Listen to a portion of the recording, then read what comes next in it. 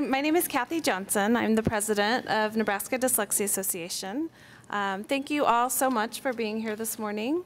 We are really excited to have each and every one of you attend our annual fall celebration. We have Rhea Hochstein, sorry, Rhea, from the Nebraska Department of Education here to be our keynote speaker. So we want to thank her for taking the time to come and speak with us this morning. We also have Lisa Woodford and Jennifer Miller, both that are going to do our breakout sessions. And how that's going to work is Rhea is going to do her presentation first. And then what we're going to do is have our breakout sessions. And in the agenda, which is on your chairs, there's a little bit of information about both of our speakers, and you will be able to choose which one you would like to go to. One of them will be here, and then the other one will speak right around the corner in the cafeteria area. We'll have a few minutes in between for setup, so once Rhea is completed with her presentation, you guys can get refreshments. We have donuts, coffee, use the restroom. The restrooms are right through this door, these double doors right here.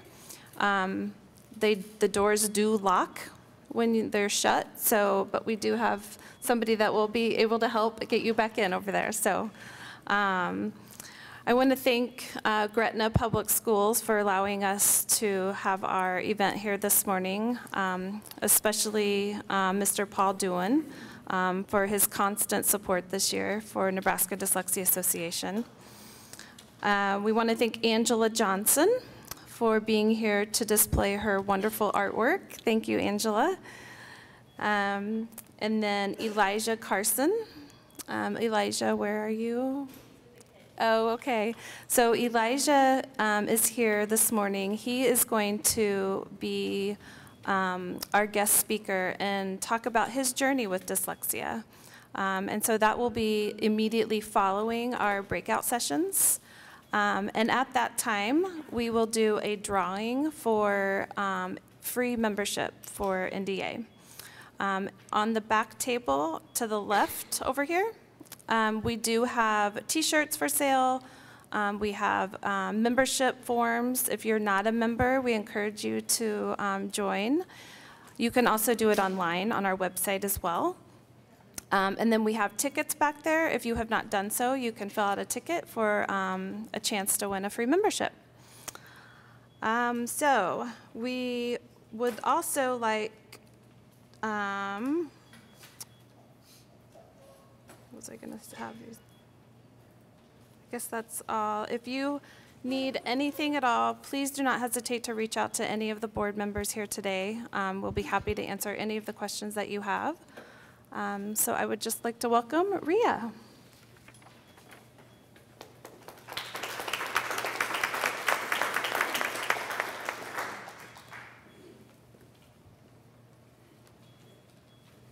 There, okay, well, welcome. I am very, very excited to be here today. Can you hear me all right? Is this working okay? Seems like I have to get awful close to here. I'm going to try to, there. Is that working? Yep. Great. Okay. Get all set up here, and I'll be ready to roll. Okay, so as you can see up there, I have a title. It's called Building Pathways for Literacy in Nebraska. And I chose that because in the last year, there's been a lot of change in our educational systems due to a couple bills that passed in 2018 that became effective this August. And those two bills are the Reading Improvement Act, and I'll go through those in just a bit. And the second one is what I refer to as the dyslexia bill. It went by the name of Legislative Bill 1052, but now it has, since it's a statute, it goes by a little bit different name, or numbers, I should say, Section 7911, 156 through 159. And so as I talk about those today, I'm going to explain to you the breakout and the build out of how we got those bills, or how we're still implementing the regulations for those bills within our districts, our schools, our communities across Nebraska, because those things don't happen obviously in just a day. It's much like building a road. It takes a lot of equipment and it takes a lot of experts and people to build that pathway. And so our pathway to the systems change and for intervention and change and strength in our services for children with disabilities has taken us down a long road. And of course, at sometimes it's been a little bit bumpy because we receive different perspectives on what it might look like. And so I am going to go through what the State Department is working on right now with the changes that have occurred and how that will affect our children. So we're going to start out with statewide awareness. When we started about a year and a half ago, about 18 months ago, looking at how are we going to get out the information to all of the interested stakeholders, communities, schools in Nebraska, what will we do to get there? Well, the first thing we had to do was talk about what does this bill mean? What does it contain? And so we went across, and when I say we, I am talking about different partners within the State Department, the English Language Arts Department in the Nebraska Department of Education, myself, the Office of Special Education, went across to different committees, different conferences. We were invited to many ESUs, to sometimes specific schools across the state, and talked about what the legislation means and what you need to prepare for. Because this wasn't just buy something, this included a large systems change. And so we went to UNL, Creighton, Kearney, Grand Island, Lincoln, Norfolk, just about every place in Nebraska. And we talked to committees such as SEAC, the Special Education Advisory Committee, made up of different representatives and businesses across the state that support children and agencies. We talked to Nebraska Literacy Council, and the cadre that is involved across Nebraska as well. And along with that, there is a large group of people that were highly invested, and those were the people who had built a framework and was working on the framework across Nebraska called MTSS, the Multi-Tiered Systems of Support. And they also were very helpful in getting out the word that, hey, there's a change coming, and it's coming in 2019 at the beginning of the school year. So looking at that, as we went out and talked about the legislative change, we talked about the core components that you see up here. The first involves legislative bill, the Dyslexia Bill 1052. And I talked about instruction in that if we're looking at a child that is identified, and that does not mean verified, identified with the characteristics of dyslexia, then their instruction needs to be evidence-based, structured literacy instruction implemented with fidelity in a multisensory approach. That's a lot. Okay, that's a big change from what had been happening before, where there perhaps was some guesswork in what we should give our students. So that was very specific, and the talk about structured literacy is ongoing. I'll talk a little bit about that later. And then included in those discussions across the state of Nebraska was also the second section of the legislative bill that indicated there needed to be a technical assistance document for dyslexia put out.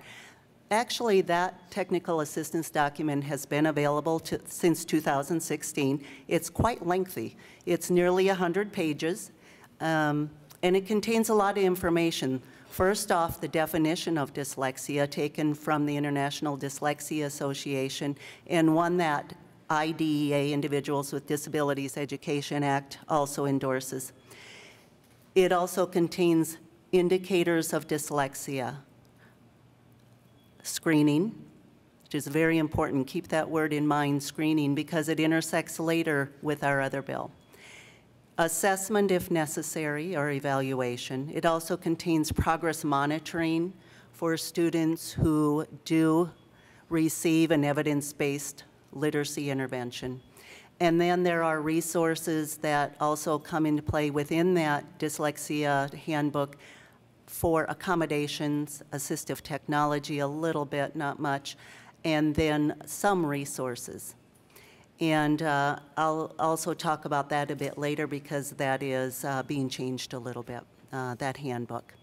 You might be able to raise your mic if you unscrew the... Is that a...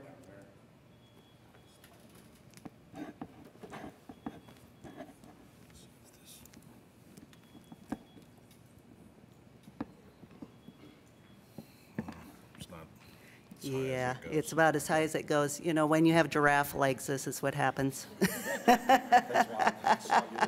Yeah, yeah, gets a little tricky, so I'll do my best. If you can't hear me, just wave and I'll get a little closer. So we also have within that, at the end, the third section is higher education. There is a mandate for our universities and state colleges to have coursework in the area of dyslexia, and that coursework needs to have the definition, characteristics of dyslexia, and then, in addition to that, accommodations and assistive technology. It needs to talk about evidence-based structured literacy. Very important when it comes down to the real work of education. The second thing that was talked about in supporting these legislative bills was the Reading Improvement Act, known as 1081, and then those all those fancy numbers that are there. And with that came very, very specific mandates as well. First off is universal screeners. There are 21 approved universal screeners from the Nebraska Department of Education. Districts have the right to choose any one of those. They are different in that when a student is assessed and the data is analyzed, then a child is determined to be at risk for reading difficulties or dyslexia, determined by whether or not they met the threshold level or a cutoff point. And those threshold levels vary from test to test. And so if you're giving two different tests, if you happen to do that in a school, which is unlikely, you may get two completely different scores.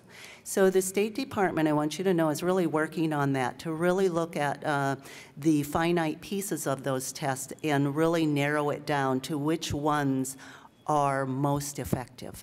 So there's more to come with that, but this is a good start.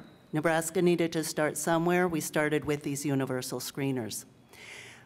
Based on that universal screener, then, any student who is identified to be potentially at risk or needing interventions then goes on to an independent or individual reading improvement plan.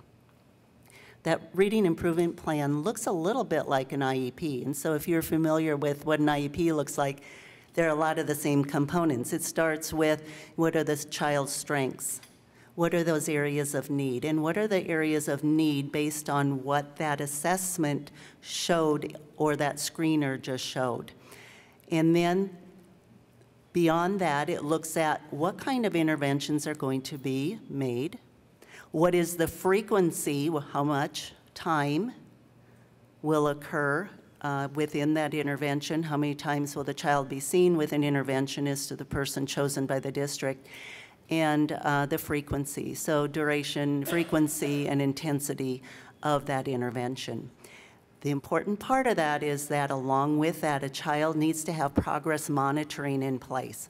And the progress monitoring usually takes place every 2 to 3 weeks. It really then again depends upon what the team decides with the intervention, and the team comes together with the parents and they decide how often that may be. Based on that progress monitoring, either the student will continue with that intervention, or that team gets back together and they have to look at, hey, this isn't working for this child, our data shows it. Let's look at something else that clearly or hopefully and potentially could meet that child's very specific needs. And a nice part of the reading improvement plan was the mandate that there be put into place parent supports.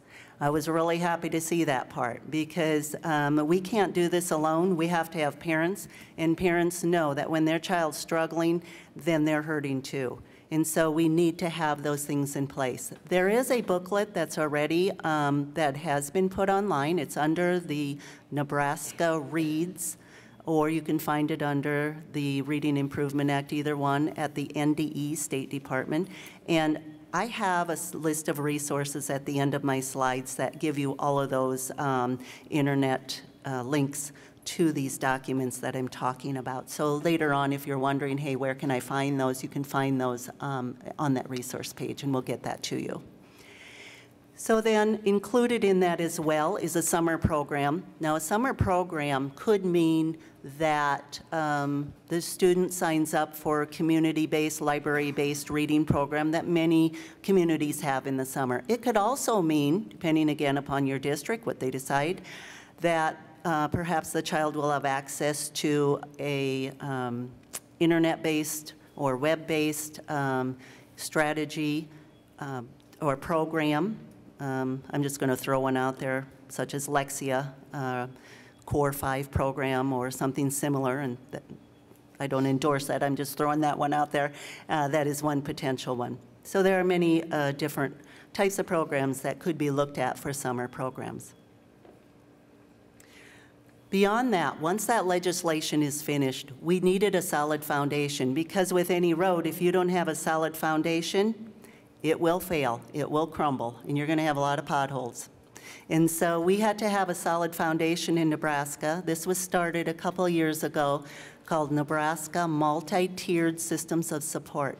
And that system of support has within it the capability to help any student, all students, that may have difficulty in behavior, social emotional learning, or academics. It does not just cover academics. So as I talk today, you can keep that in your frame of mind, that this whole MTSS is working on those 3 main components. But I'm really going to just focus on the academic piece today. Within the academic piece, you can see on the image up here that the door says core, because we need a very strong core curriculum. Without a strong core curriculum, our students will continue to fall further and further behind, and they need to stay in that core curriculum. So when we look at a student that may need additional resources and support, number 1, keep them in the core curriculum. They need that to develop their vocabulary skills, their comprehension skills, fluency skills, and so on and so on. Complex evaluation skills, synthesis, and so on. We don't want to take them away from that. And so part of our supports, part of that foundation is looking at how do we keep our students in the core curriculum area and provide them with the interventions that they need.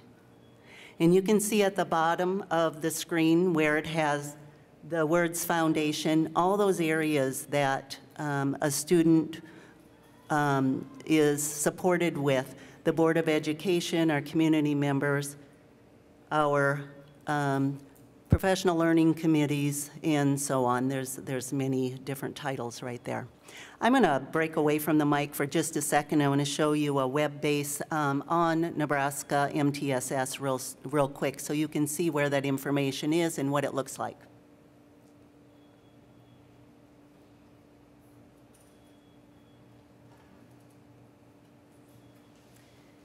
And again, if you just look or want to reach this yourself, you just go to NEMTSS, and there is more information in here than your classic Gone with the Wind novel.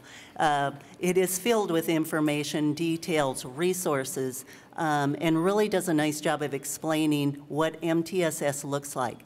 I also want to take this opportunity to tell you this. We have districts and schools in the state that are in full implementation of MTSS, and we have some that are just starting, and some that are just in the training. So it's all over the board. I wish I could say they were all in full implementation. That hasn't happened yet.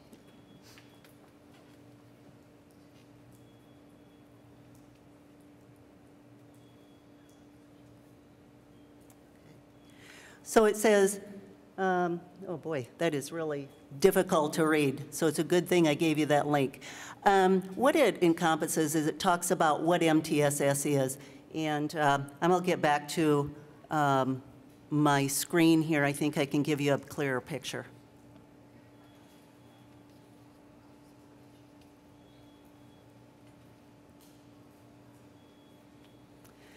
Okay, first of all, within the state, the MTSS committee, made up of workers from UNL in collaboration with UNL and others across the state, divided our state into 5 main regions.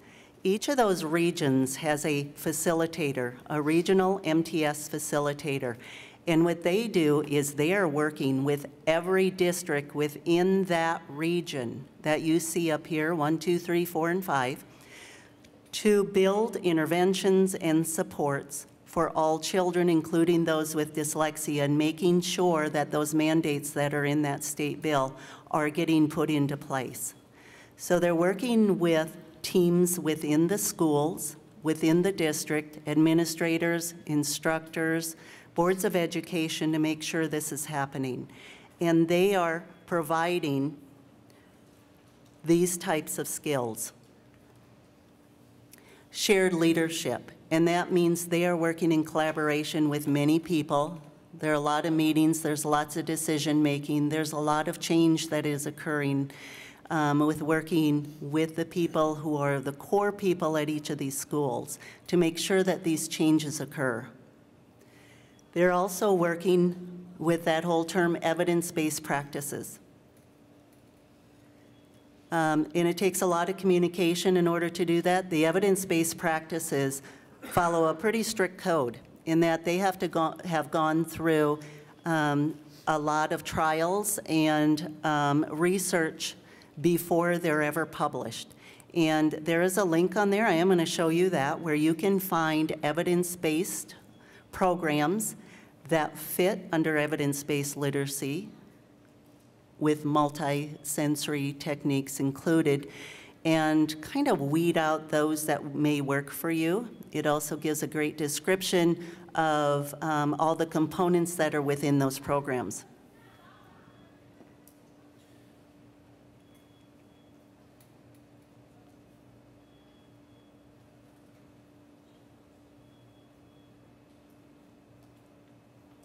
I'm just going to talk real loud for a moment.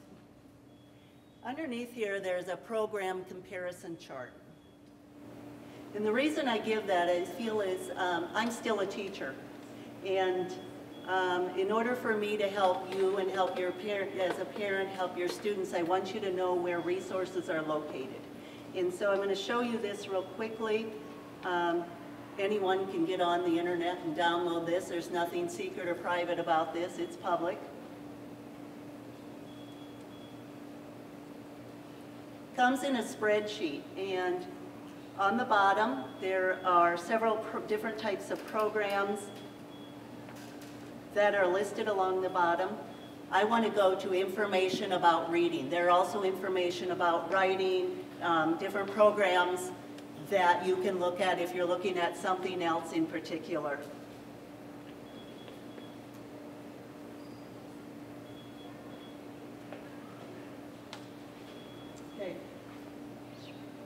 Across the top, as you can see, there are different programs, and they're alphabetized, A through Z. And then going horizontally, there are very specific descriptors. So it talks about intention, who is this intended for?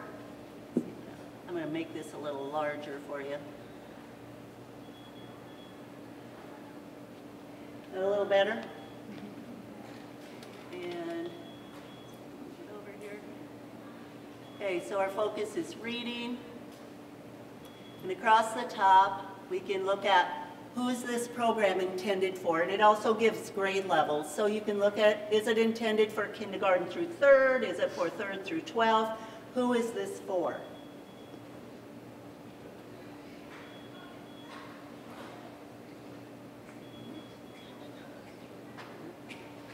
Here.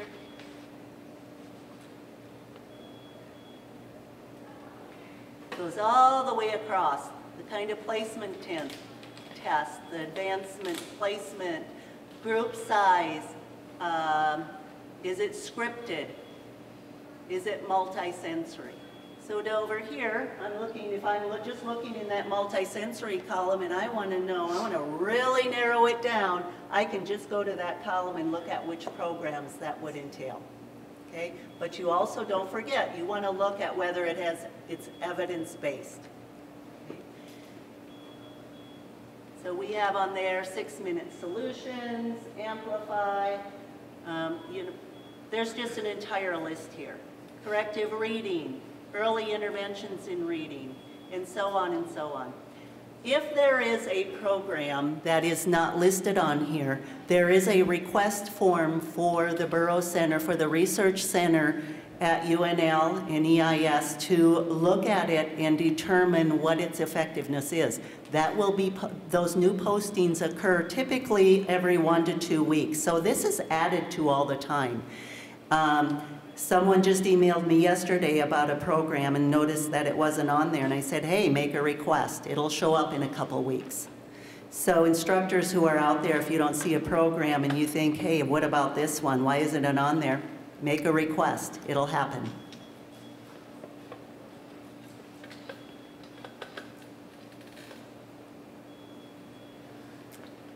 Okay. So I'm back over here at how we continue to build our structure for our children that struggle with reading. And we can also see that we want to have database problem solving. And what that means, again, is that if an intervention isn't working, we're looking at the data frequently. The data is going to tell us, is this working for your child or is it not?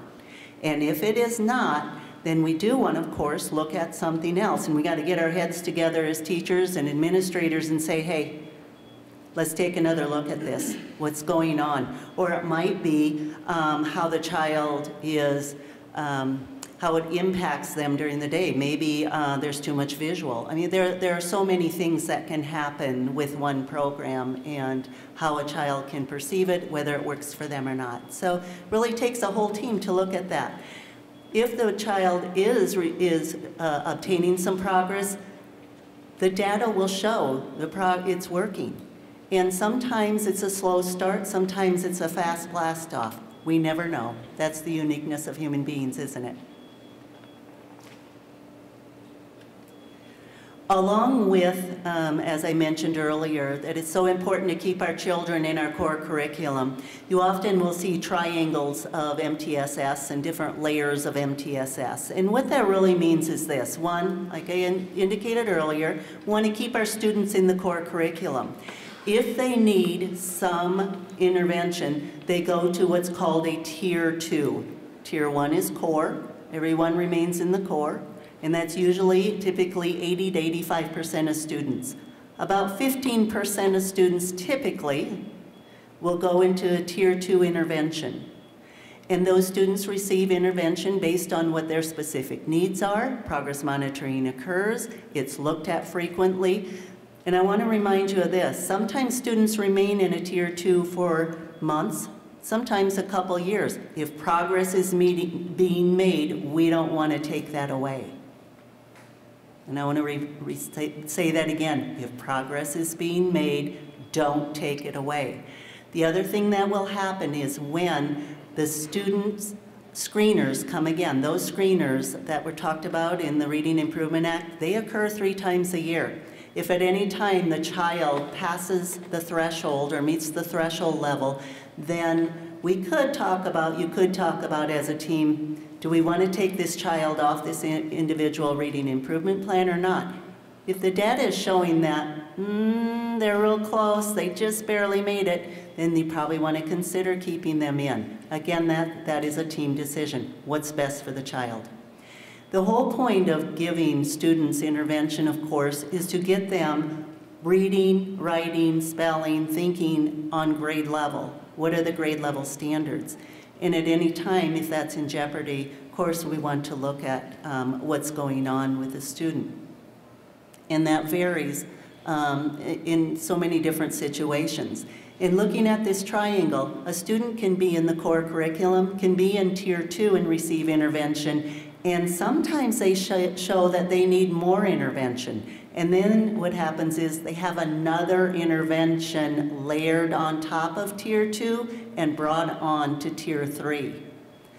And Tier 3 means they get more intensity of the programming. That means they may bump it from 20 minutes a day to 45 minutes a day. It may happen instead of 4 times a week in Tier 2, it might be 5 times a week. And it might be in a different area. So sometimes in Tier 2, we have students who are receiving intervention for fluency on Tier 2, but then in Tier 3, we're looking at another component which could potentially be comprehension. So again, it depends upon what your child is. There's nothing standard when it comes to interventions. And that's the beauty of it. We can have interventions going up and down. That child can be in core in Tier 1, Tier 2, and continue to receive those interventions until they show improvement or they're at grade level. Along with all this system change that is going on within the state, we also have a lot of professional development going on. And I'm going to just look up my notes here because I had so many. I thought I better write it down so that I don't miss anything. First of all, we have a Trainer of Trainers series going on within the state. And this is for the science of reading and for evidence-based practices.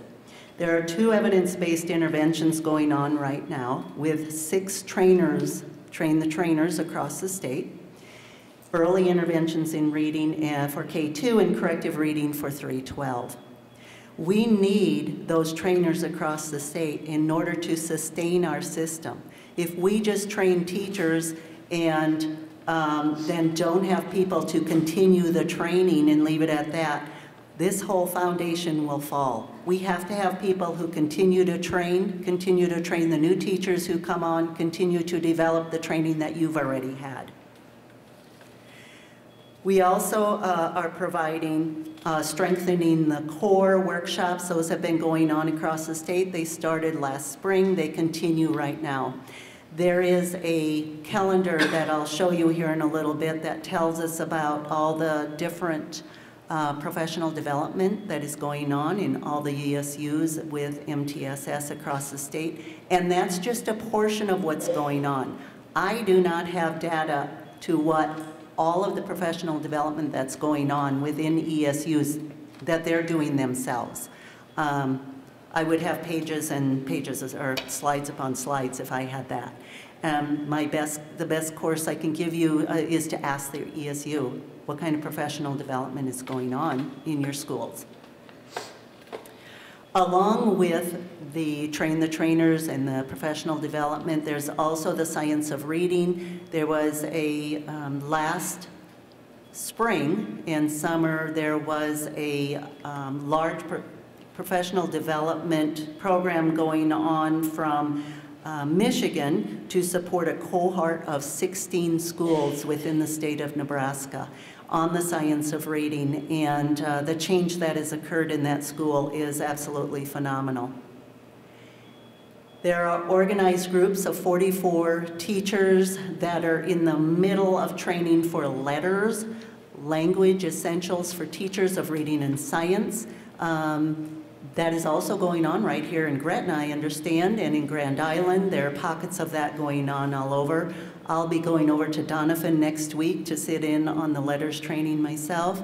It's very exciting to see all the different kinds of training that's going on and what's being built up. And again, that depends upon what the district is, what they're looking at. But they are strongly looking at what is research-based. We have to look at what works. Because if it doesn't have a research-based, then why are we using it, is the question we're often asking. Along with that, there have been some major conferences. The Multi-Tiered Systems of Support Conference in Kearney drew 1,200 educators and administrators from across the state. That was held September 4th, 5th, and 6th, just in September. And then in June of last year, I helped put on a Literacy for All conference.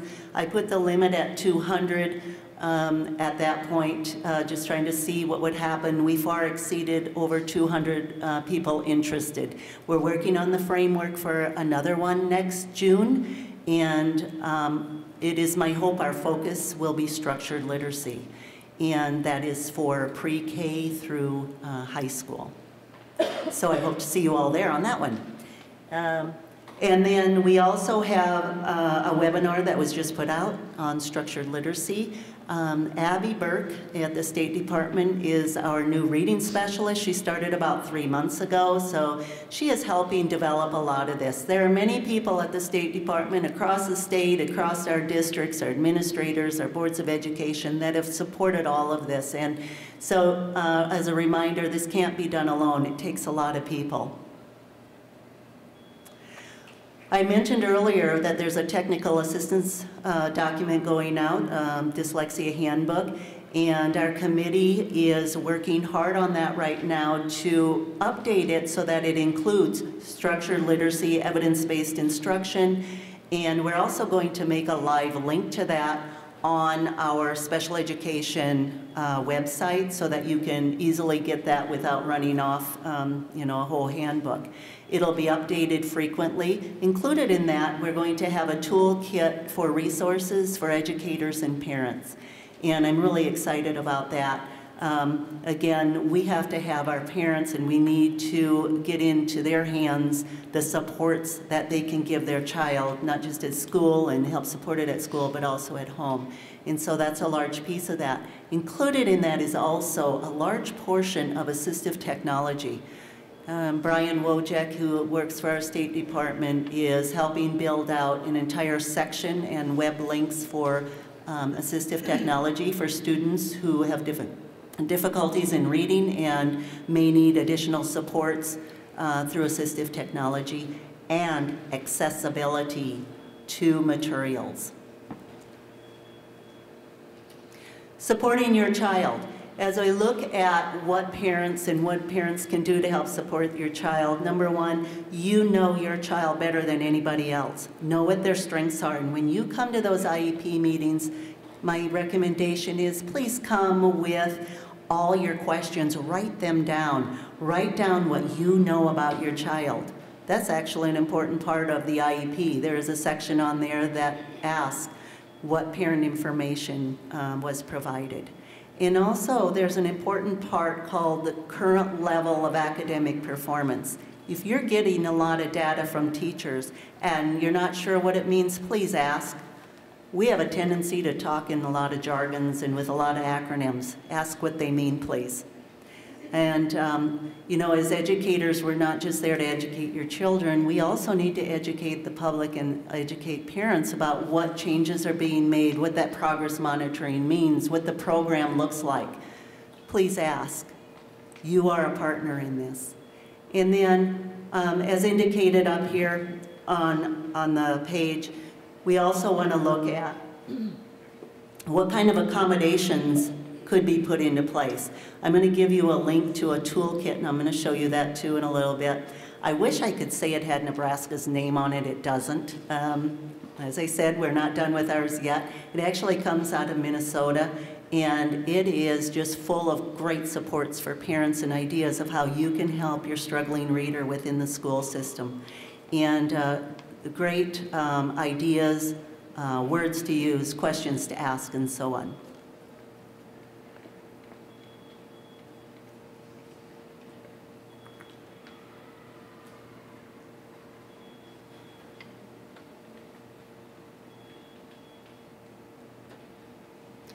So it looks just like that. And if we go into, I'm going to slide down to a couple pages for accessibility. First, it also contains, the basic definitions, warning signs, characteristics of dyslexia, and so on.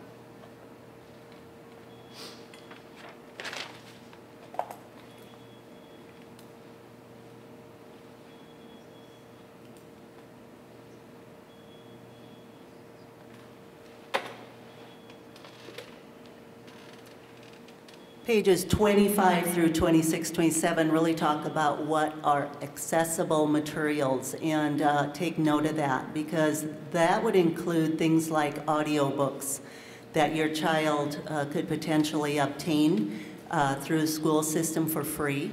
There are large databases of those across the nation that are being used for students if they qualify for that. Now, if they don't, keep in mind that the core curriculum often has within the school system in and of itself audiobooks from the core that are accessible for all students.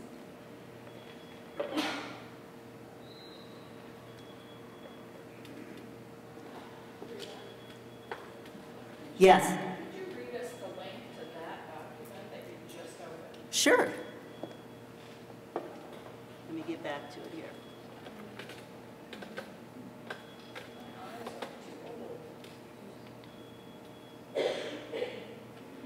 You'll want to go to readingrockets.org, and then there'll be in the search box, just put Dyslexia Toolkit. That's the easiest way to find it. Okay, readingrockets.org, Dyslexia Toolkit. Google's my best friend, so you just Google it, you'll find it.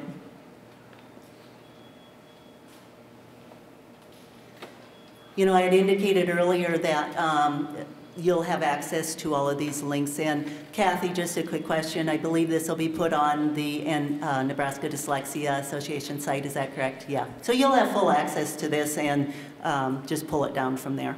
And if you can't find it and you need a print copy, let me know. I am more than happy to help you. Just leave an email address to Kathy and she'll get it to me. We can also email this out to you. Absolutely. We can email this whole thing out to you. We're here to help you.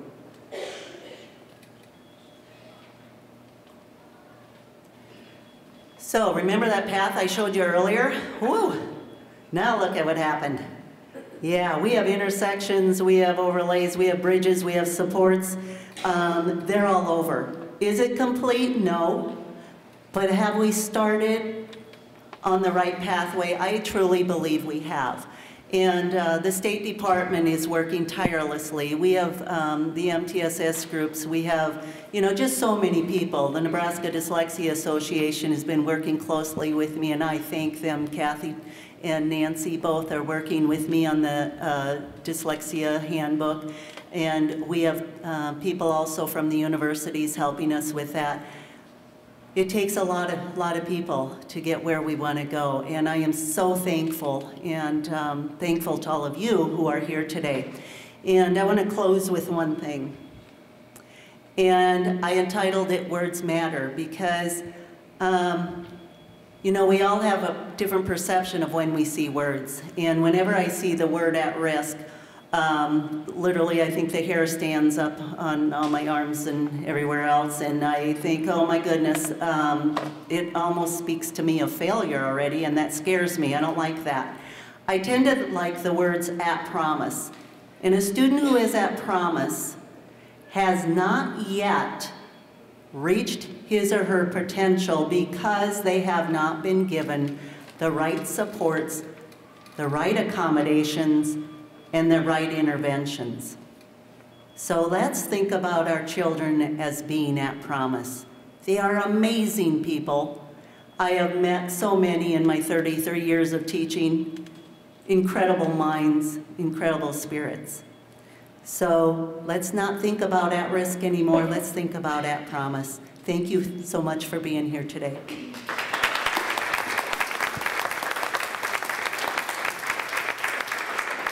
I hope I can give you lots and lots of tools to help you figure out how to use your own brain and to help those kiddos learn to manage theirs as well. That is my entire goal, okay?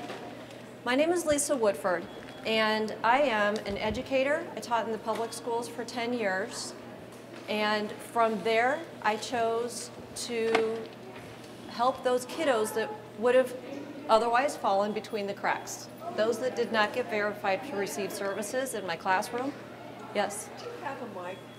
I don't have, if I use a mic, it goes over to that other. I'll speak louder. Is that loud? Is that better? That's a little better. Okay. Anyway, I chose to work with families and students who would have otherwise fallen between the cracks and the ones that were not verified. So from that point on, I decided I'm going to work individually with families and as a liaison between those families and the schools to help those teachers or administrators understand this child is struggling, this is how they learn, this is how their brain works, this is what we need to do for them. So I worked one-on-one with a lot of teachers that I personally worked with, and it grew from there. Then I decided I'm going to go on and get my life coaching certification because that's what I ended up doing was so many things with family dynamics and helping families learn to create that relationship between each other and to take that pressure off of everybody and those children and how much they struggle. So I'm also a mother of 3, and I have a child that's verified with a learning disability and one that was not. So it didn't matter to me because either way, I was going to make sure that child was okay, you know. And obviously, we can never be sure that they're okay. We just have to help them process the things they need to know to help themselves. And as parents, for us to help ourselves, because how many of you lay awake at night, sitting there with all of that chatter in your brain? They're not doing enough. He's not learning enough. She hasn't figured this out yet. Is my child going to figure this out? Are they going to graduate to the next class? Are they going to fail this class? Are they going to graduate high school? Are they ever going to be independent and live on their own? And I know the nightly things too. Oh my gosh, that paper hasn't been written yet. Did they turn that in? Do I need to call someone or email someone or text someone? All of those worries that we have spinning in our brain, how many of you have those? And I should see every single hand because you know what? We all have the exact same brain. Only they're wired differently, and that's the trick with your kiddos. They're creatively wired. So this whole dyslexia thing, it is immensely difficult. I know, I've lived it. I've been one. I was never diagnosed.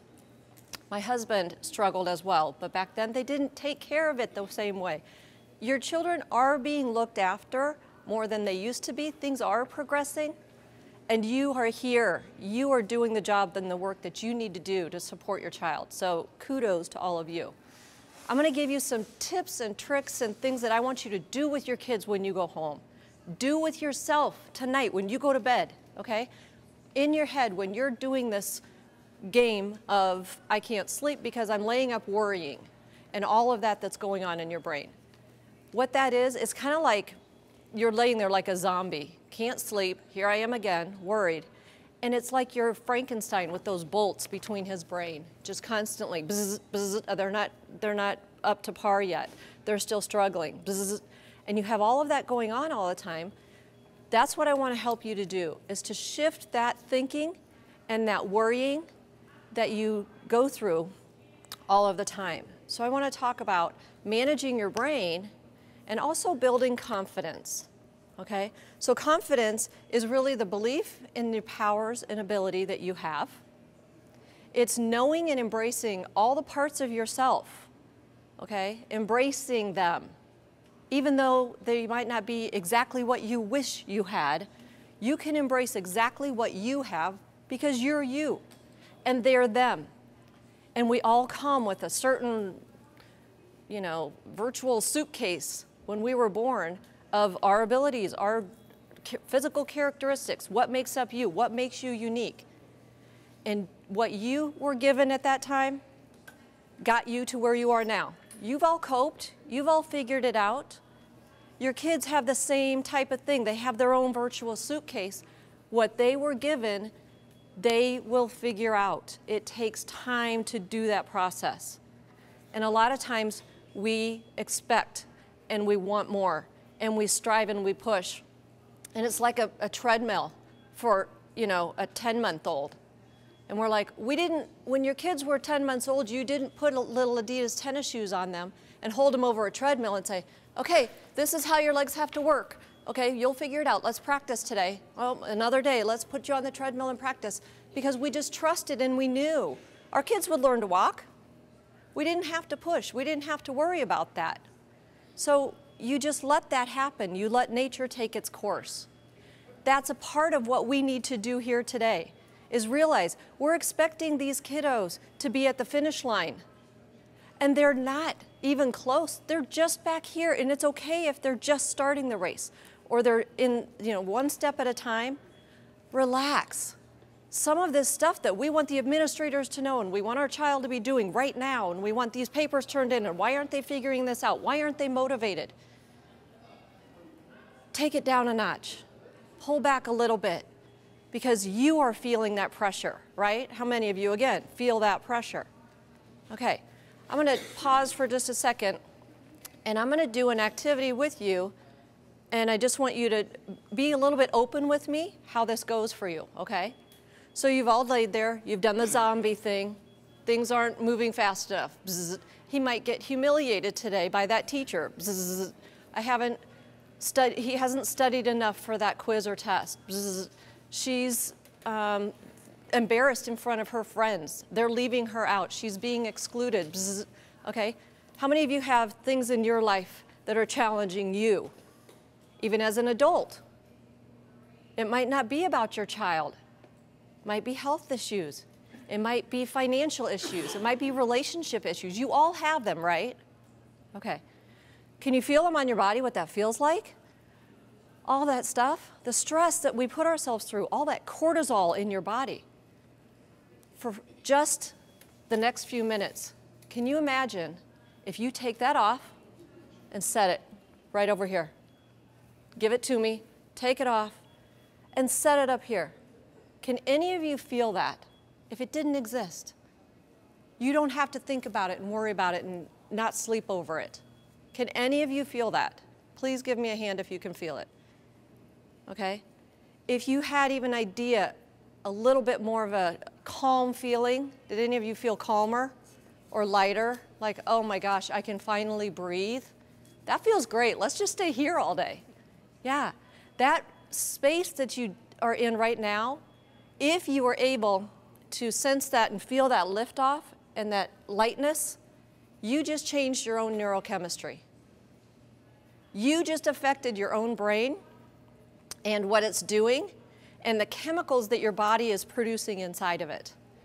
Because before that, we were talking about all those negative things, all those stressful things, and that was a lot of cortisol. Cortisol in your body has a 36-hour shelf life. So you have one thought, shot of cortisol. Now your body is trying to process that. What do I do with all this stress hormone? Okay, 5 minutes later, something else happens, another shot of cortisol. We have to learn to calm that down. And what we just did a second ago by going, you know what? It's all okay. All is well. I'm just going to set that here. Because, you know, there's no blood, there's no fire. We're all okay. So we can breathe, people. Take it off for a little while. Learn to set it over here. Give your brain that break. Okay, so I'm going to talk about your brains and how they function a little bit. So if this is my handy model, I'll call it, but it's my brain outside my body. So if this is your spinal cord up to your brain stem, and inside the middle of your brain, you have your amygdala, okay, which is your fear center. So you always hear about the fight or flight, freeze, appease, faint, all of those things. This is the part of your brain that keeps you safe. This is the part of your brain where you're laying awake at night, everything that you think, sense, feel, hear, smell, any visual content, all of it has to come into your body and up through this brainstem, right to that amygdala. And this is your basement brain, because you're in that fear center, like a hamster on a wheel, running with all of those thoughts, like that Frankenstein. Bzz, bzz. So this lower brain, this basement brain, you are freaking out most of the time. And it's trying to keep you safe, okay? The upper brain, I'm gonna go ahead and close this, because if this is my lower brain and my upper brain, this would be right up here, my prefrontal cortex. Let's get to that part of it, because when you can shift from your lower brain to your upper brain, and I'll talk about how to do that in a second, you have forethought. Now you have insight. Now you have impulse control. Now you can reason things out. You have empathy for people. None of that exists in the basement brain. You have to be able to get to your upper brain in order to function, okay? Some people, when they just get maxed out with stress, this is what they need or what they do, what's typical for people to do. Some people do physical activities. They go for a run, they take a nap. That's me, I like taking naps. Okay, so, you know, but whatever it is, there's my reset. If I am maxed out, I'm just like, I'm out of here for a little while. I need even 20-minute naps, something, okay? So some people do something physical. Some people do something social. They need to have a talk with someone. They need to, you know, verbally get things out. Some kids need to scream and yell, and that is a release for them, okay? Some people need to, some people eat, some people drink. All of those things calm that amygdala down. So not everything is healthy.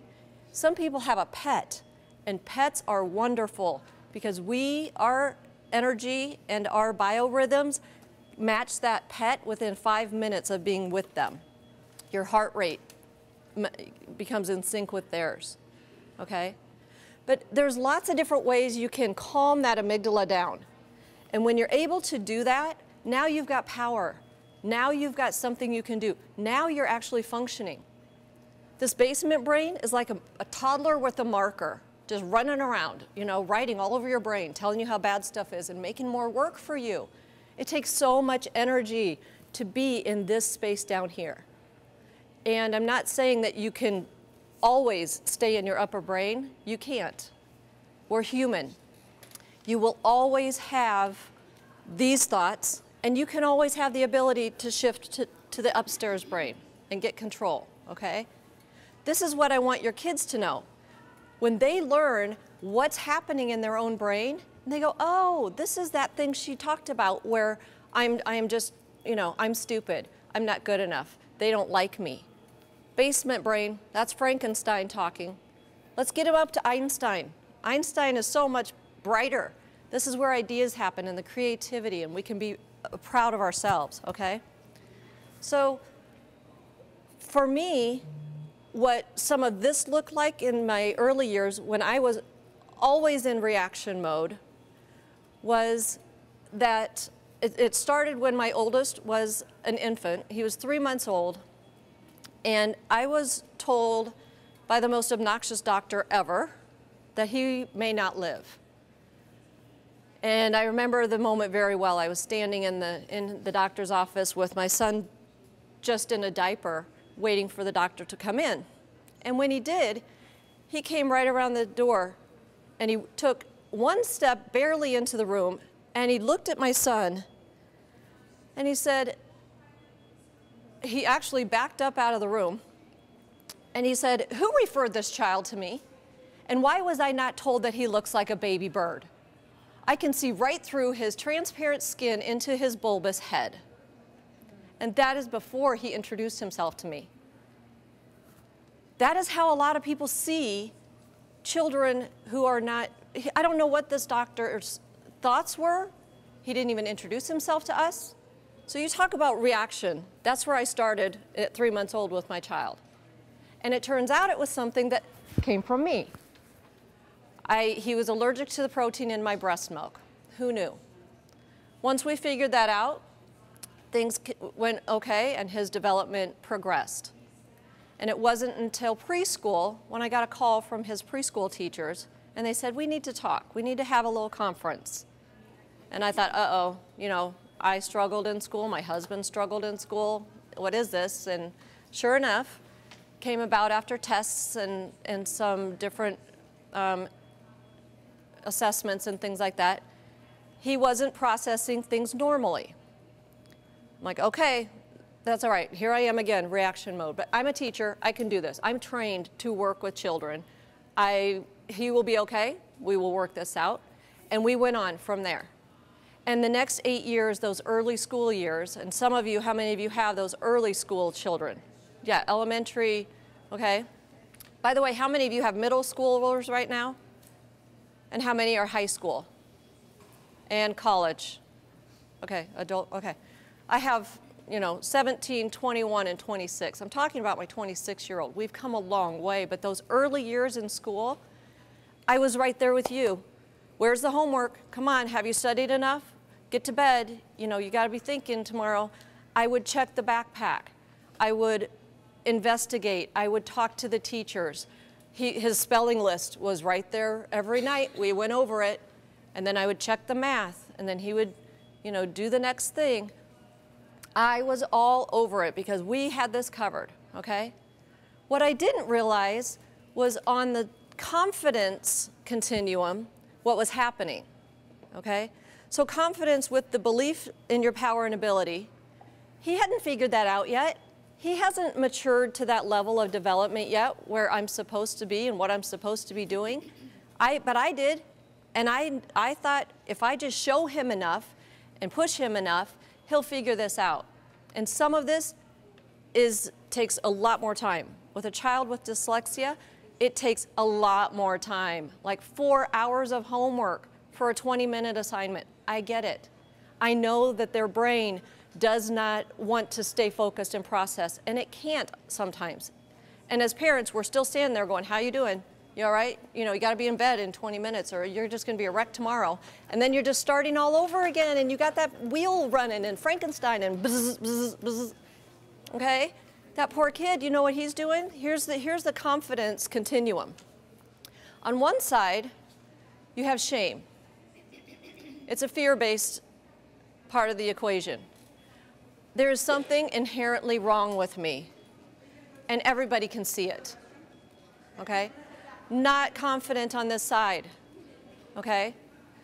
Shame is something that we all want to protect our children from, and that's what we're working so hard to do, okay? Make sure that they're not hurt, they're not embarrassed, there's no humiliation, that their friends don't have to see it or they might lose those friends. Believe me, been there, done that.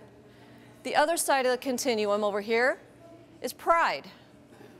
And sometimes these kiddos, or even us as adults, any of us developing confidence, which is a really abstract concept, pride is when you feel like you are inherently superior. Don't tell me what to do. I know what to do. I'll take care of myself. I don't need to listen to you, you know. Or, you know, that boss that's standing in your doorway trying to tell you how to do a project that you know how to do and they have no clue how to do. You know, it's like, no, no, no. And you just shut them down. And you think, I have the right to judge anybody else because I've got this.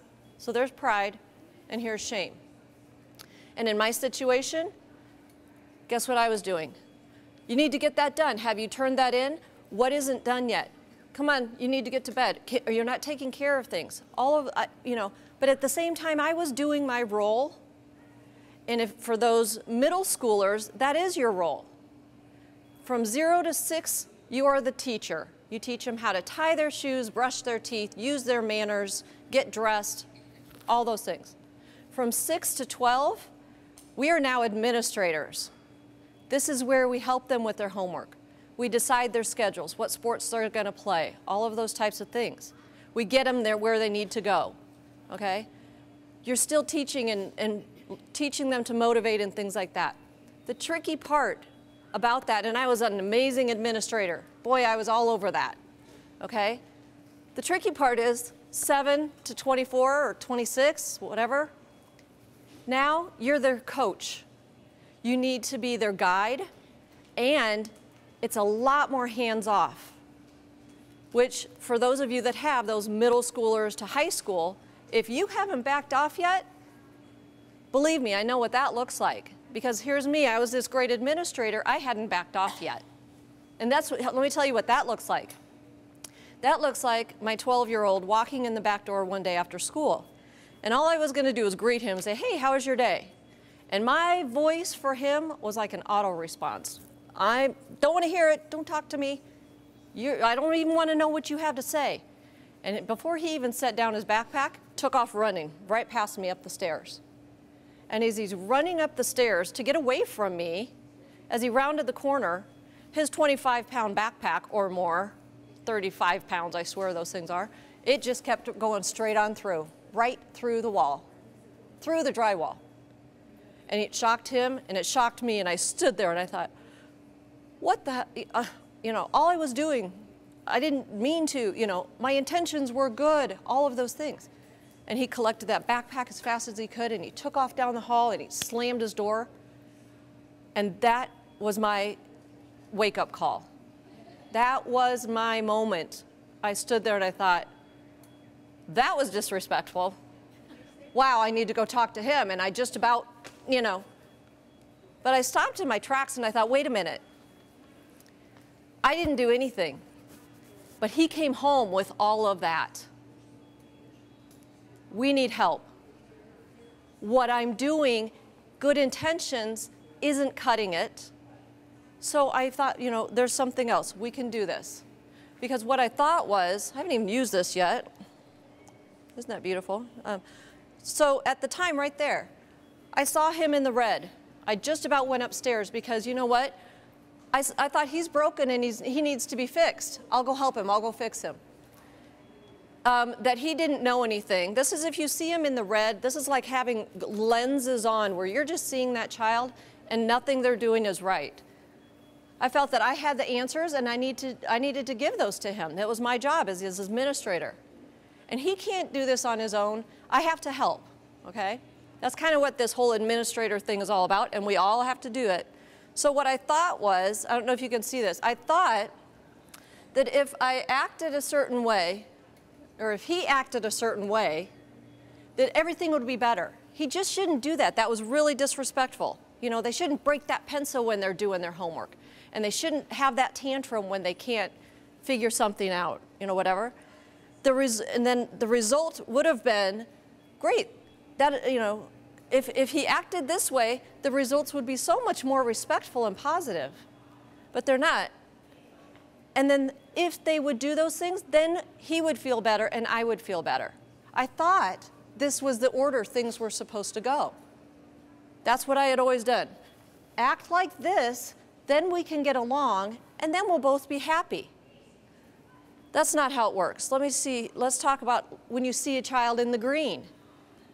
Basically, giving them the benefit of the doubt. Okay, if you see a child in the green, that they are their own person with their own suitcase, and what they've got in it is perfect for them, that they have their own answers, or they can figure them out. And they will if you get them off that treadmill. Give them the time to do it. That's so important. That they'll find their own way and that they are growing and learning. Developmentally, they're exactly where they need to be. I'm going to say that again. They are exactly where they need to be. So we can take that weight off or take that step back so they can step up. And I don't care what age they are, the less weight or pressure that we're putting on them, the more ability or time they have to move forward. So what I realized was, if we feel different right away, if I feel okay now, and I know that they are okay with what they have, they're right where they need to be, I don't need to push, it's okay where we're at, then the action, I would show up differently. When I show up compassionate with him or curious, what's going on? What happened today? Boy, would he have rather heard that, okay? Than me going in there and saying, that's so disrespectful. Now you get to sit in here for whatever and just start your homework, you know, whatever. And finally, the result would be so much more relaxed. And then each of us would be accountable for our part in that. Rescuing doesn't produce accountability. okay? So I did learn that day too. I have to back off. I have to relieve this pressure. And when I did, it wasn't easy. I'm not going to sit here and say, oh, everything was great then. He just did fabulous, because he didn't. He went on to fail a math class that he had to retake in summer school. And this was until his sophomore year. But let me tell you, our relationship by that time, when I drove him to that class, it was so much better because he was actually talking to me. We were communicating with each other. Because I was like, what do you need? I'm in the coach area now over here. And I was like, what do you need from me? If you ever need anything, I'm here. I will help with homework. I will talk to you about friend situations. I will email a teacher, whatever. But you have to let me know what you need. And when I gave him that responsibility and that freedom to do that, and like, I'm not going to lecture. I'm not going to do it anymore. Your homework is your homework. 12 years old on, your homework is your homework. That's a hard thing to let go of. But when I did it, he listened to me so much more when I did help him. His ears were now open, okay? And what I learned was my main tool in parenting him should not be my mouth. It needs to be my ears and my arms. Come to me when you need me. I'm here with whatever you're struggling with. What is it you're struggling with? I'm not going to assume anymore that I know what it is and start putting my manual of how to do things and what you need to do and what needs to be done on you. And the teachers have their own manual. This child needs to do more. She needs to pay attention. She needs to quit talking to her friends. All of those things. They have their own manual. But guess what? Your kids have a manual too. They're trying to read it and figure it out and have it, write it as they go. We have to allow some of that stuff to happen and occur for them in other areas, not just schoolwork. So much of our focus gets stuck there. Now I got ahead of myself in my slides because I'm going back to the brain here. But the downstairs brain, you all know about the worry and the protection. That's our fear center. My slow little thing. And the upstairs brain, let me get a few slides ahead here. There's the confidence continuum. Now, also, what I tried to do here was not have so much text. I know this one's a lot of text, but the confidence continuum, explain that to your kids. This is shame. This is pride. And where you want to be is right in the middle. Right in the middle where you know I'm okay with myself. And I'm okay with you. Yeah, we're wired differently. Every single one of us. We came with different suitcases and what's in them and how we use them. But here's where kids get tripped up. They have their suitcase that we want them to be okay with. And we're trying to pull them now from that shame or from that, person who thinks they know everything and they just don't need to listen to anybody. In this middle area, if I'm okay and you're okay, then you have to be okay with what you have and what you've been given. Even the struggles. And what kids do and where they live right now is comparisonitis-ville. They are on that social media and they're looking at this blogger and that athlete and all those other people who have so much more than them. And then they just start moving to shame. Or I'm a better player than he is or she is on my team, so now I get to be over here. It's that equilibrium in between the two where they will start to realize, I don't have the right to judge anybody else, but I also don't have to take their judgment on me.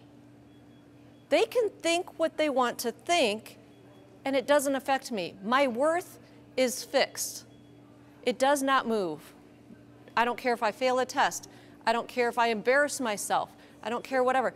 If your child is willing to feel any feeling, because feelings are actually just energy in the body, and they pass. Those feelings dissipate. They go away. If you're willing to feel any feeling in your body, you can exist here so much easier. Like, I'm willing to be embarrassed. That's fine. I'm willing to let that person check my paper and see that I didn't finish half of it because I didn't have time to process it, and now I got a 50%. I'm willing to own that and just say, yep, you know what? I got creative wiring. I'm going to finish that later. And the teacher knows it, so just have a little break there while you check my paper. Have that kid own that thing as much as they can, then they don't have to worry that he's going to go to lunch and tell everybody else, so-and-so got a 50% on their paper, haha, you know. Oh, if they own it and people can't get to them, they can't get those arrows to their heart, that makes a huge difference. Being okay with where they are at. But in this world of comparisonitis, and for everyone, all of us, life is 50-50. And it's 50% positive and 50% negative all the time. And we're humans, that's just how it is. But unless you realize that, unless you've told your child that, they think, I want what's in their suitcase. Oh, look at him, he can do that better than me. Oh, wow, they have it so easy, they don't have to do all that studying at night. Look how easy it is. So unfair, and now they're in the victim mode. And when you're in victim mode, the only way to fix it is to change every single thing outside of you in order for you to be okay. You have to be okay with what you have and what you've been given and how you use it. That's why you need to know about the basement brain. You need to know about the upstairs brain and how to shift between them, okay? Those are the things that I work with kids and families. I teach them how their brain works, how they learn, how to memorize things, how to not let other people's thoughts and opinions get into their heart and destroy their own self-confidence, and how to change their thoughts. Because every single thought that we have leads to a feeling. And your feeling is what creates that action, how you show up, and then the reaction, how it all turns out. And believe me, if you have a thought up here that is a negative one or a concerning one or a stressful one, that result is going to be the same thing. Your result is always going to come right back around and you're staying in that loop. Okay? Let me see what else I have. But 50-50, here, the thing about 50-50 is once they understand that their life really isn't any better than mine. Just because they have more friends on this popularity ladder, which I hate this ladder, but it exists and we all know it, you know? So these popular up here, they have problems too. They're really good at hiding it and not letting it show, but they definitely exist, okay? And down here, they've got as many issues, but they've got just as many things that are good in their life if they're willing to see them and notice them and be proud of them and own them and move into this center continuum. Yeah. One of the things I had was definitely in the lower brain, trying to fix, trying this. And I had a very close friend say, why don't you let your daughter do some other things? Because the school's like, well, she can't take band and music, she needs a study hall, she needs this. And Yeah. she said, you have spent her entire career focusing on that she's not a fluent reader, that this has been a struggle. And I was like, Living down here. She said her daughter, they were basically living down here, and a friend said, why don't you let her choose what she wants to do? and so we went, and mind you, we still were doing all the action. But I said, you know what? Let's if you're struggling, we'll take you out of music, or you know. So she did music, she did singing, she made the choir, she got the lead in the play, and all of a sudden, her self-esteem was like, yeah, and she started to own, I'm not the best reader. Yeah. I understand, I comprehend, but her self-esteem grew because she wasn't just this broken piece. Yes, she wasn't in the red needing to be fixed. And it was amazing to see. Now she wears She was in the green. and she'll throw that, you know, she's like, I don't care. So, you know, yes, she came from here to here, didn't she? And she's willing to own. She owned what's in her I mean, suitcase. and she's not to say she doesn't go off the other ends, but See, and that's the it's thing. amazing and that gradual release of, well, how are you going to, Yes. you know, little Jim Fay, like, what are you going to do about that? Exactly, exactly. But what she learned to do right there was manage that I'm okay with what I have. And I'm wired and created differently. Creative wiring, all of these kiddos, you know, 60% of like the most best artists and poets and whatever are dyslexic. I'm sure you guys have all heard those statistics. You know why? School just wasn't their jam, and it wasn't mine. And I don't know why I ever became a teacher. I really didn't enjoy teaching history, and I loved health, but math and social studies and whatever, I'm like, oh, yeah, open your books, you know. But oh my gosh, my creativity is off the charts sometimes. I can dance, you know, I can do so many other things. It just wasn't in the school suitcase that I was having to carry around, you know, everywhere. That was the difference. And some of the times these kids just need to know life outside of school, life will not always be this tough. You are going to figure out this reading thing. You will cope. You will become an adult. If you can do it without all this pressure, then you can actually get to that part of Maslow's hierarchy where you can function cognitively because you're safe, you feel loved, you know you belong, and you've got all the physiological things to do it. This is where learning happens, at this peak of that pyramid. Right there is where we want our kids to be. And you know where they're at? Frankenstein, bzz, bzz, I'm not good enough. They have all that buzzing too. They are down here, and they can't get up here for that 4 hours worth of homework to get this stuff done. They're so busy still waiting around down here in the river of misery, okay? We need to teach them to float to the top. Teach them to appreciate what they have and help them by backing off and being available when they hit that 12-year mark. When they hit that 12-year mark, their brain is actually starting all over again. You know, as infants, their brain exponentially grows because of their learning so fast. And not many people know this. When you get to about 12 years old, when they hit puberty, same thing. It's like their brain has a download. It has to reboot again. And all of a sudden, there's a huge growth spurt that happens. And now there's all this information that they haven't learned yet. Key word, yet. There's space there. We can allow the yets to happen, okay? So I see that they're done. If you would like more information on helping your child to shift out of this up to here, how to close that down and protect that brain so it can be calm. This is the calm over the chaos. That's my whole program. I work with teens, I work with kids, I work with parents, I work with families. I wish I worked with administrators. I have tried. I have gotten myself in there with every teacher and administrator I've ever worked for. I have worked on it, and that's where some of my program comes from. They just refer them to me. I'm an outside resource. I'll take it. If I'm doing my job and they're hearing me out and those kids are getting the help they need, and they do, those kids are like, wow, and the parents, you know, when you can relieve the pressure off your family, your family changes. It's so different, okay? Thank you all for listening. I know there's several things I didn't even get to because my 3 hours was condensed into this half an hour, but I really appreciate you being here and supporting your kids because we care, and they know that. We don't have to care loudly at them though, okay? Yeah, let's care quietly, compassionately. That will make all the difference. So it's okay to tell Frankenstein to put down the marker, okay? Einstein can pick up a pen. When you learn to shift, find the creativity. Let them see what's in their suitcase that they can own and be happy to carry it around and not care what anybody says about it. That's the difference. Okay, now, you all took your stuff and you put it right over here. If you'd like to come pick it up after the session, you're welcome to do so. Here's my suggestion. Pick up one thing at a time. Don't carry all that around anymore, you guys. We do it. We live in reaction. And we live with all of that piled on us all the time. You don't have to. Your brain and their brains can only do one thing at a time. Teach them that. Take it off and set it over there. What do you want to do first? Do you want to do this first or this first? Life doesn't have to be so hard. You're living it in a really, really difficult way if you're not willing to have some brain management, okay?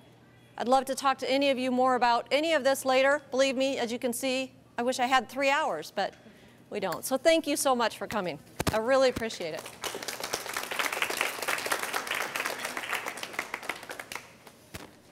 I do have handouts if any of you would want them. Our journey speaker for today, his name is Elijah Carson. Elijah is a junior at Kearney High School. He likes to describe himself as just a kid who likes to doodle. But he's much more than that. His art has received several awards, including being awarded first place honor by the Museum of Nebraska Art. Elijah is a member of the National Arts Honor Society. He plans to pursue a career in art and graphic design after high school. Elijah has also been recognized for his interest in leadership. He is a member of the Buffalo County Youth Advisory Board, and he was chosen this summer as a representative for one of the Hugh O'Brien Youth Leadership Conferences. So we want to thank you, Elijah, for being here. I want everybody to take a moment. And look, this is one of his art pieces that he created, and he can tell you a little bit about this. This is an amazing, amazing piece of artwork. So thank you so much for creating this. And we're going to have Elijah draw for our free memberships. And Nancy, are we doing 2? Yeah, so we'll do 2. Thank you. Thank you very much.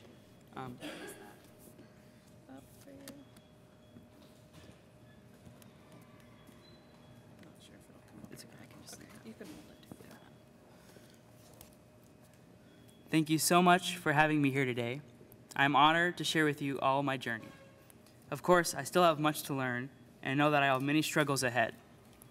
But today I want to share with you why I consider dyslexia to be my superpower.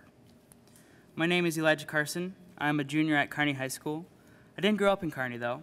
I actually lived most of my life in Denver, and the first school I attended was extremely competitive.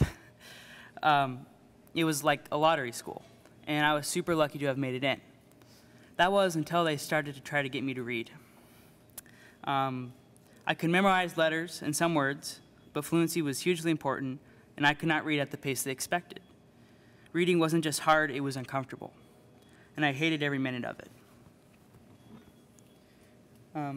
I couldn't memorize my spelling list, and I often struggled to focus in class.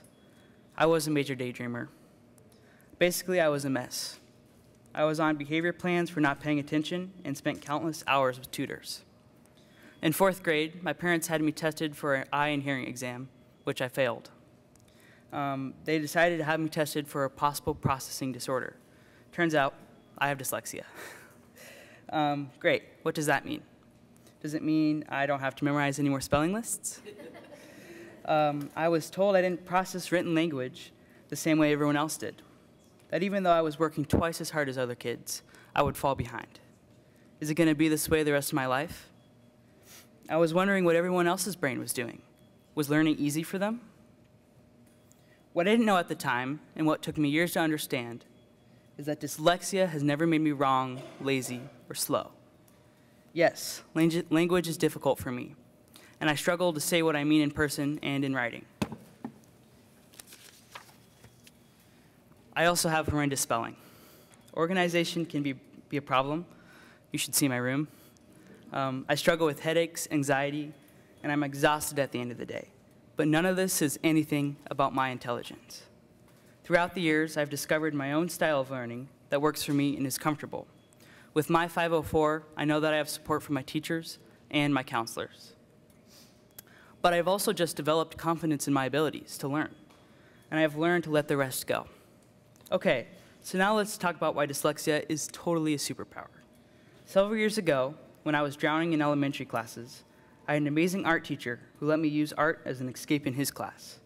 He saw that I really enjoyed art and had a talent for it. I got awesome feedback from it, and I began taking a real interest in it. I'm very comfortable there. Art is my world. I work tirelessly on projects. I love to work with ink. My favorite projects involve complicated doodles and patterns. Art allows my brain to communicate with the world in its own way. All the things I want to say, I say with ink and a sketchbook. For me, it was art, but maybe yours is graphic design, music, or engineering. Maybe you're really great at problem solving, gaming, or entrepreneurship. There is a place for your extraordinary brain, and there is so much of the world that belongs to people like us. People who have discovered that dyslexia is not a disability. It is simply just your brain working in a different way. And we should embrace dyslexia. Dyslexia can be your superpower. Remember that all the people in the world and all the people in this room care deeply about you and are trying to help you find your place in the world. That's their superpower. All in all, I guess I feel pretty good about it. I'm very excited to see where my superpower takes me in life. It led me here today, and I'm so glad it did.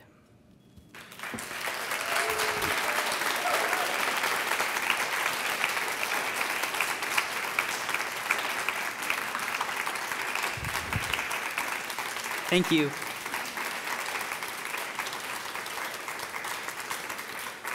Okay, now I'm drawing for a free membership. So, Tanya McKay? Is there a Tanya McKay?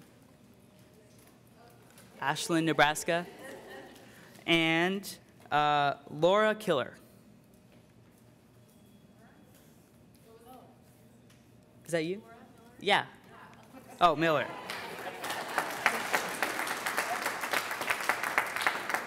Okay. Thank you very much.